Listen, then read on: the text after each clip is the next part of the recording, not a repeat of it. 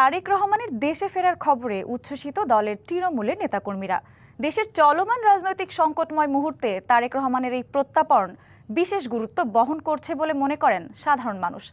তারেক রহমানকে নিয়ে জানিয়েছেন তাদের ভাবনার কথা, পাশাপাশি তার জন্য চেয়েছেন সর্বোচ্চ নিরাপত্তা ব্যবস্থাও। সিলেট ও বগুড়া থেকে সরাসরি যুক্ত হচ্ছেন সহকর্মী প্রত্যুষ তালুকদার ও মোহন আখুন্দ। প্রথমে চলে যাচ্ছি সিলেটে প্রত্যুষ তালুকদারের কাছে। প্রত্যুষ, তারেক রহমান দেশে ফেরা নিয়ে নেতাকর্মীদের উচ্ছ্বাস কেমন দেখছেন? এছাড়াও তিনি সিলেট হয়ে ঢাকায় ফিরবেন, এ নিয়ে নিরাপত্তা ব্যবস্থা কেমন দেখছেন জানাবেন। ধন্যবাদ। আমি এখন রয়েছি সিলেট নগরীর চৌহাট্টা পয়েন্টে। এটি আসলে এয়ারপোর্ট রোড, সামনেই দেখা যাচ্ছে আমার পেছনে। তো যেহেতু বিএনপি নেতাকর্মীরা অনেকটাই উচ্ছ্বসিত এবং তারা আশায় বুক বাঁধছেন, এবং বিএনপি নেতাকর্মীরা যেটি বলছেন, এই স্বদেশ প্রত্যাবর্তনের মাধ্যমে আসলে বাংলাদেশ গণতন্ত্রের পথে যে যাত্রা করছে সেটির নতুন মাত্রা যোগ হবে। এবং আরেকটি বিষয় রয়েছে, সিলেটে কিন্তু এখানকার জামাতা হিসেবে তাকে আসলে সবাই বরণ করে নিতে চান, যদিও বরণের কোনো আনুষ্ঠানিকতা নেই। এবং তার যে দেশে ফেরা, সেই দেশে ফেরাটা আসলে অনেক চড়াই উতরাই নানান ঘটনা ক্রমের মধ্য দিয়েই হচ্ছে। এবং সেক্ষেত্রে দেশে ফেরার পর প্রথম স্পর্শটা পুণ্যভূমি সিলেটে হচ্ছে।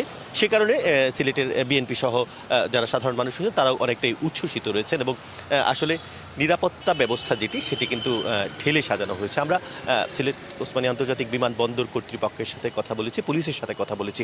সকলেই বলেছেন যে নিরাপত্তার স্বার্থে আসলে এয়ারপোর্টের মধ্যে বা আশেপাশে আসলে অপ্রয়োজনীয় মানুষজন কিংবা যাত্রী ছাড়া অপ্রয়োজনীয় লোকজন প্রবেশ করতে পারবেন না। এবং বিএনপির পক্ষ থেকেও দলের নেতাকর্মীরা আসলে সেখানে ভিড় করবেন না, এমনটাই তারা আমাদেরকে জানিয়েছেন। এবং আরেকটি বিষয়, এখানকার বিএনপির যারা রয়েছেন, নগর বিএনপি এবং জেলা বিএনপির যারা নেতৃবৃন্দ, তারা ইতিমধ্যেই জানিয়েছেন যে সিলেট থেকে ব্যাপক সংখ্যক নেতাকর্মী আসলে ঢাকার উদ্দেশ্যে রওনা হয়ে গিয়েছেন এবং আজকেও অনেকে রওনা হবেন। এবং তাদের দাবি অনুযায়ী 50,000 অর্থাৎ অর্ধলক্ষ নেতাকর্মী সিলেট অঞ্চল থেকে ঢাকায় যাবেন এবং ঢাকায় 300 ফিটের যে সংবর্ধনা কিংবা শুভেচ্ছা বিনিময়, সেখানে কিন্তু তারা উপস্থিত থাকবেন। এবং সব কিছু মিলিয়ে সিলেটের যারা বিএনপি নেতাকর্মী এবং এছাড়াও যারা সাধারণ মানুষ, আমরা আসলে কথা বলেছিলাম যারা সাধারণ শ্রেণী পেশার মানুষ, তারাও বলছেন যে আসলে সব কিছু এখন এই পরিস্থিতিতে আসলে একটি নির্বাচন, সুন্দর সুষ্ঠু নির্বাচন যেমন প্রয়োজন, তেমন গণতন্ত্রের পথে আগামীর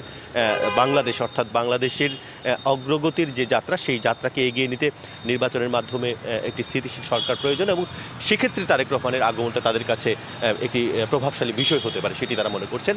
তো সব কিছু মিলিয়ে পরিস্থিতি আসলে উৎসাহ উদ্দীপনা ব্যঞ্জক বলা যায় সাধারণ নেতাকর্মী এবং দলের বাইরেও যারা রয়েছে তাদের কাছে।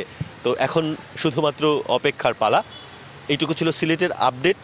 এখন আমরা চলে যাব বগুড়ায় আমাদের সহকর্মী মোহন আখন্দের কাছে। নতুন রিন গভীর থেকে পরিষ্কার করে কাপড়কে রাখে নতুনের মতো উজ্জ্বল। নতুন রিন অ্যাডভান্স পাউডার। হ্যাঁ প্রত্যুষ, আপনাকে ধন্যবাদ।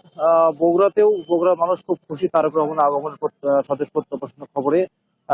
জানেন যে বগুড়া শহীদ রাষ্ট্রপতি জিয়াউর রহমানের জন্মভূমি, সেই কারণে বিএনপি পরিবারের প্রতি বগুড়া মানুষের ভালোবাসা একটু বেশি। তো তারেক রহমান ফিরছে, এই যে আনন্দ উৎসাহ সাধারণ মানুষের প্রতি অনেক বেশি। আমরা একটু শুনবো সাধারণ মানুষের প্রতিক্রিয়া। আপনি একটু বলতেন আপনার কতটা আনন্দিত? আমরা অনেক আনন্দিত, অনেক গর্বিত। আমাদের গাবতলী বগুড়ার সন্তান তারেক রহমান আসবে, আমরা অনেক খুশি। আমাদের অহংকার, এটা আমাদের বাংলাদেশের জন্য অনেক ভালো। আর আমরা এ যাবৎ 17-18 বছর ধরে যে কষ্ট করছি, আমাদেরকে কেউ দেখতে পারেনি, ঢাকায় গেলে কোনো মূল্য পাইনি। আমরা অনেক কষ্ট করেছি, অনেক কোম্পানিতে ঘুরছি, চাকরি পাইনি, তারপরে আমাদের কোনো মূল্যই দেয়নি, আমাদেরকে অনেক হয়রানি করছে। আমার বাড়ি বগুড়া গাবতলী, সোনারায়নের নস্করিপাড়া গ্রাম। ধন্যবাদ। এবার আমি আরেকটু শুনবো আরেকজনের কাছ থেকে প্রতিক্রিয়া। জনাব তারেক রহমান আমাদের দেশে ফেরত আসতেছেন, এই জন্য আমরা খুব আনন্দিত, উচ্ছ্বাসিত।